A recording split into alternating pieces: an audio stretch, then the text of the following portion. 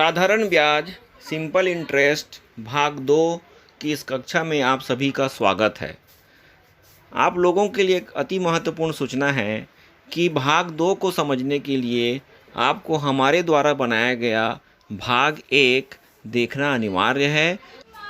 इस वीडियो में हम विभिन्न परिस्थितियों में ब्याज की गणना किस तरह से किया जाता है इस पर प्रकाश डालेंगे और इसके लिए हम हर प्रकार के प्रश्नों का एक दो उदाहरण लेकर के यहाँ पर हल करके प्रस्तुत करने का प्रयास करेंगे। चलिए एक प्रश्न हल करते हैं। एक व्यक्ति ने 6,000 रुपये कर्ज लिया। एक वर्ष बाद उसने 6,665 रुपया जमा कर कर्ज मुक्त हो गया। व्यक्ति को कितना ब्याज देना पड़ा? ठीक है, तो व्यक्ति को कितना ब्याज देना पड़ा इसका हमको गणना करना है। तो सबसे पहले प्रश्न में क्या क्या दिया है उसको पहले पहचानते हैं। देखिए, व्यक्ति ने कितना रुपया कर्ज लिया? 6,000। तो लिया गया धन या किसी को कर्ज दिया गया धन हमारा क्या होता है? मूलधन। ठीक है, तो हम यहाँ पर मूलधन प्रश्न में जो दिया गया है उसको लिख लेंगे। प्रश्न में मूलधन कितना है? 6,000 रुपये। ठीक है, उसके बाद एक वर्ष बाद, मतलब एक वर्ष क्या है? समय। समय बराबर एक वर्ष। ठीक है, उसके बाद दिया है एक वर्ष बाद उसने 6,665 रुपया जमा कर कर्ज मुक्त हो गया। तो उसने कर्ज मुक्त होने के लिए कितना रुपये जमा किया? 6,665। तो ये हमारा क्या है? मिश्र धन। 6,665 रुपया क्या है? मिश्र धन बराबर 6,665 रुपये। अब देखिए, प्रश्न में हमको 3 जानकारी दिया गया है। मूलधन दिया गया है 6,000 रुपये, समय दिया गया है 1 वर्ष, मिश्र धन दिया गया है 6,665 रुपया। अब हमको क्या करना है? अब हमको ब्याज निकालने के लिए यहाँ कौन से सूत्र का उपयोग होगा, कौन से फार्मूले का उपयोग होगा, इसका निर्णय करना है। तो हमने 2 प्रकार का सूत्र पढ़ा था। एक पढ़ा था साधारण ब्याज या ब्याज बराबर मूलधन गुणित दर गुणित समय बटा 100। और एक सूत्र हमने क्या पढ़ा था? एक सूत्र पढ़ा था ब्याज बराबर मिश्र धन ऋण मूलधन। अब देखिए, 2 तरह का हमारे पास सूत्र है, एक ये वाला एक ये वाला। अब यहाँ देखिए, जानकारी हमको क्या दिया गया है? मूलधन, समय और मिश्र धन। यहाँ पर अगर दर दिया जाता तो हम इस वाले सूत्र का उपयोग बड़ी आसानी के साथ कर सकते थे, लेकिन यहाँ पर हमको केवल मिश्र धन और मूलधन ही पता है और हमको ब्याज का पता लगाना है, तो हम ये दूसरे नंबर के सूत्र का उपयोग करेंगे। ठीक है, तो इस सूत्र को हम यहाँ पर लिख लेंगे कि हमको कौन से सूत्र का इस्तेमाल करना है, ये पता चल गया। अब हम यहाँ पर लिखेंगे, देखिए, ब्याज बराबर मिश्र धन ऋण मूलधन। ठीक है, अब मिश्र धन हमको कितना दिया है? 6,665 रुपया। ऋण मूलधन कितना दिया है? 6,000 रुपये। 6,665 में से 6,000 को घटाएंगे तो हमको प्राप्त होगा 665 रुपये। तो ये हमारा इस प्रश्न का उत्तर है 665 रुपया। ये हमारा ब्याज हमको ज्ञात हो गया। ओके, अब हम इस प्रश्न पर ध्यान देते हैं। एक व्यक्ति ने 12% प्रति वर्ष की दर से 200 रुपये 2 वर्ष के लिए उधार लिए। ब्याज ज्ञात कीजिए। तो हमें यहाँ पर प्रश्न में कौन कौन सी जानकारी दी गई है उसको पहले लिख लेते हैं। ये देखो, एक व्यक्ति ने 12% प्रति वर्ष की दर से 200 रुपये उधार लिया उसने। तो ये 200 रुपये जो उधार लिया वो क्या है? मूलधन। तो यहाँ लिखेंगे मूलधन बराबर 200 रुपये। ठीक है, कितना प्रतिशत प्रति वर्ष की दर से लिया उसने? 12%। तो ये 12% क्या है? दर। ये 12% है, दर बराबर 12%। कितने समय के लिया? 2 वर्ष के लिए। तो समय यहाँ पर दिया गया है 2 वर्ष। अब देखिए हमको प्रश्न में क्या क्या जानकारी दी गई है? मूलधन, दर और समय, और ज्ञात क्या करना है? ब्याज। तो हमारा कौन सा सूत्र उपयोग होगा? साधारण ब्याज, या ब्याज भी लिख सकते हैं इसको। साधारण ब्याज बराबर मूलधन गुणा दर गुणा समय बटा 100।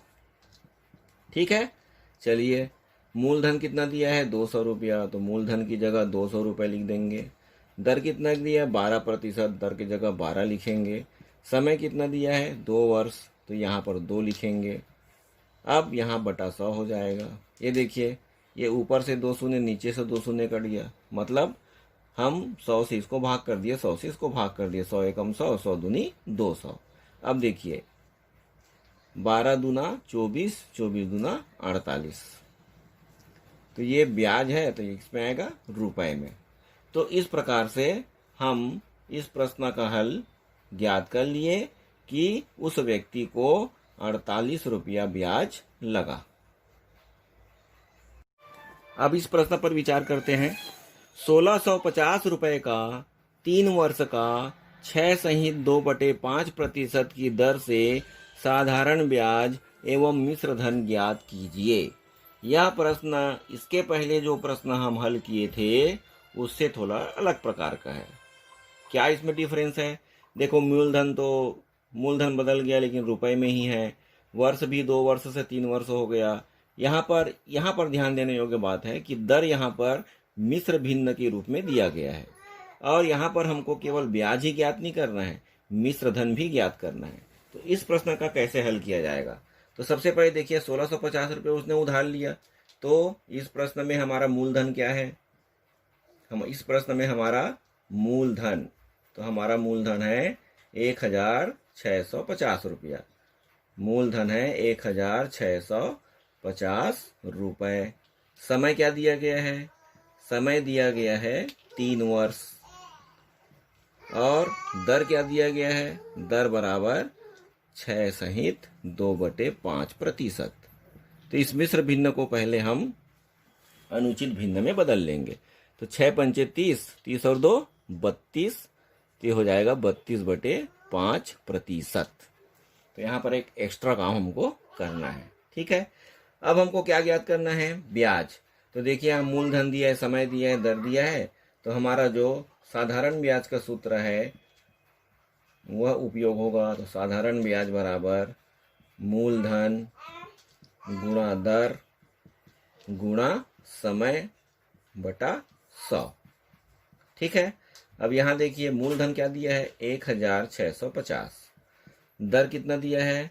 32/5%। तो 32 और नीचे क्या आ जाएगा? 5, 32/5%। समय क्या दिया है? 3 वर्ष, तो यहाँ लिख देंगे 3, और नीचे में हमको बटा 100 भी करना है, तो नीचे बटा क्या हो जाएगा? 100। तो ये दोनों का, ये भी बटा में 100 में है, 5 भी बटा में है, तो दोनों का क्या हो जाएगा? गुणा। अब देखिए ये 1 शून्य यहाँ से कट गया, 1 शून्य यहाँ से कट गया। 5 से भाग कर देते हैं दोनों को। 5 एकम 5, 5 तिया 15, 1 बचा 15, 5 तिया 15। ठीक है, अब देखिए अभी भी ये कटेगा। देखिए 32 है, ये 10 है, तो इसको भी हम 2 से भाग कर सकते हैं। 2 पंचे 10 और 2 16 32। अब देखिए ऊपर में 33, 16 और 3 है, और नीचे में केवल 5। चलो गुणा करते हैं। 16 तिया 48, तो यहाँ हो गया 33 गुणा 48 और बटा हो गया 5। 33 और 48 का हम यहाँ पर रब कार्य कर लेते हैं, गुणा कर लेते हैं। 33 और 48 का, ठीक है। 8 तिया 24 की 4 हासिल आई 2, 8 तिया 24 और 2 26, 4 तिया 12 की 2 हासिल आई 1, 4 तिया 12 1 13, 4 6 2 8 2 3 5 1। तो यह आया हमारा 1584/5। हम 1584 को 5 से भाग करेंगे तो क्या प्राप्त होगा? देखिए भाग करके देख लेते हैं। 1584 को 5 से भाग करेंगे तो 5 तिया 15, ये कट गया।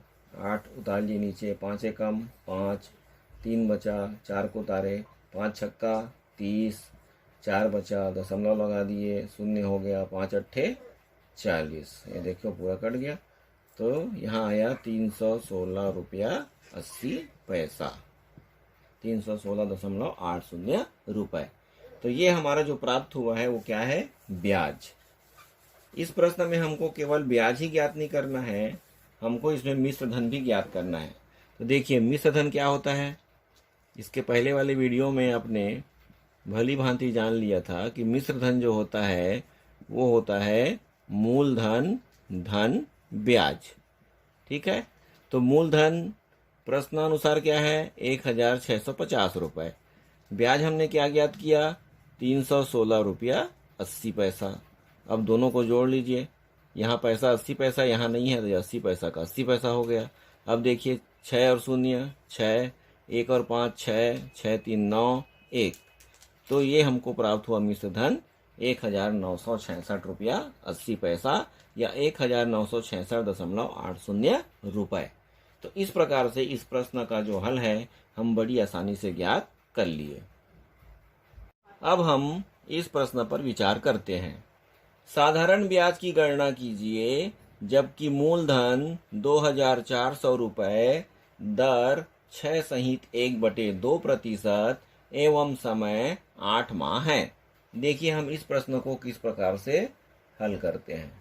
ठीक है, इस प्रश्न में कौन कौन सी जानकारी उपलब्ध है।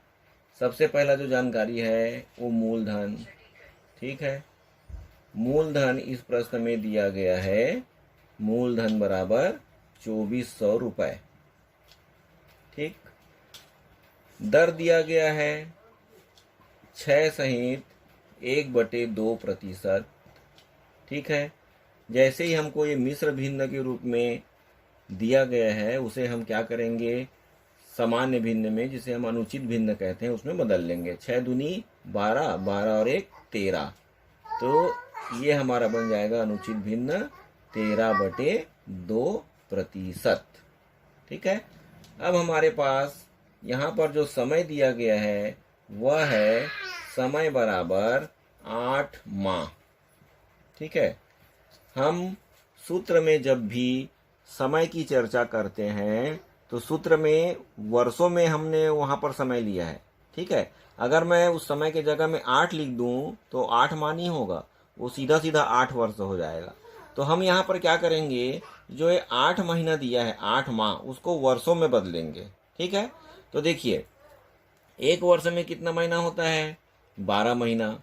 ठीक है, एक वर्ष में कितना महीना, यहाँ पर जैसे मैं लिख के बताता हूँ, देखिए एक वर्ष बराबर 12 माह, है ना। एक वर्ष बराबर 12 माह, या इसी को हम उल्टा करके लिख सकते हैं, 12 माह बराबर 1 वर्ष।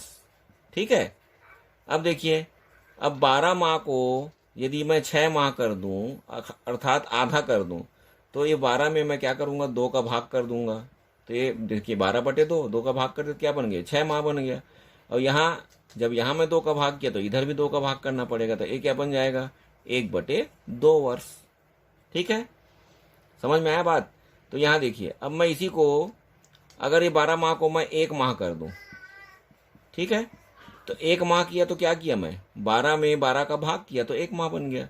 तो यहाँ भी मैं 12 का भाग करूंगा 1 में, 1 वर्ष में, तो 1/12 वर्ष हो जाएगा।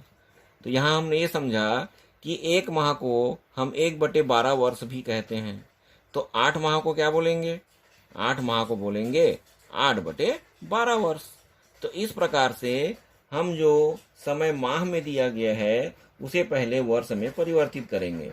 तो 8 माह को हम वर्ष में परिवर्तित किए तो हमको क्या प्राप्त हुआ, 8/12 वर्ष।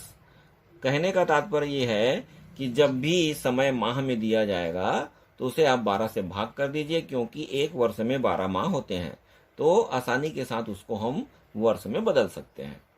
जैसे हम वर्ष में बदले तो यहाँ पर हमारा काम आधा खत्म हो गया। अब देखिए हमको क्या ज्ञात करना है, साधारण ब्याज। तो साधारण ब्याज का सूत्र होता है, साधारण ब्याज बराबर मूलधन गुणा दर गुणा समय बटा 100। ठीक है। अब यहाँ देखिए मूलधन क्या दिया है 2400 रुपए, दर क्या दिया है 13/2%, समय क्या दिया है 8/12 वर्ष, और नीचे 100 का भी गुणा करना है, तो नीचे में जो जो संख्या लिखाएंगे सबका गुणा कर देंगे। ठीक है। अब देखिए ये 2 शून्य कट गया, यहाँ देखिए 12 एकम 12 और ये 12 दूना 24। ठीक है। 2 एकम 2, 2 चौक 8, हर में सब एक बन गया, सब राशि एक बन गया, मतलब समाप्त हो गया। अब देखिए 13 दूनी 26 और 26 चौक, यहाँ 13 दूनी 26 गुणा 4, तो 26 गुणा 4। अब देखिए गुणा कर दिए, 4 छक्के 24 की 4 हंसलाई 2, 4 दूनी 8 और 2 10, तो हमको क्या प्राप्त हुआ 104 रुपए। तो इस प्रकार से हमने इस प्रश्न का हल बड़ी आसानी के साथ कर लिया, हमको ब्याज प्राप्त हुआ 104 रुपया। यदि इसी प्रश्न में मिश्र धन भी ज्ञात करने के लिए बोला जाता तो हम क्या करते, इस मूलधन में 2400 रुपए में 104 को जोड़ देते, तो हमको मिश्र धन ज्ञात हो जाता।